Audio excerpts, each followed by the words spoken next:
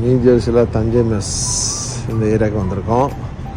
So இங்கே தான் சாப்பாடு இன்றைக்கி. நம்ம ஊரில் சாப்பிட்ற மாதிரி மீன் ஃப்ரெஷ் கிங்ஃபிஷ்ஷு ரொம்ப டேஸ்ட்டு.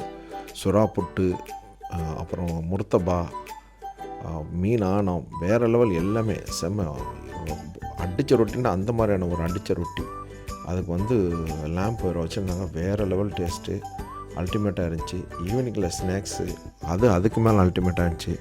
குயிக்காக பக்கோடா, நம்ம அந்த பிளானே இல்லை, டக்குன்னு போகாமல் 3 வகையான சட்னி வச்சு, இந்தியன் வர்ண கொடி போல் 3 வகையான சட்னியை வச்சு ஒரு டீ ஒன்று போட்டு தந்தாங்க, இஞ்சி டீ.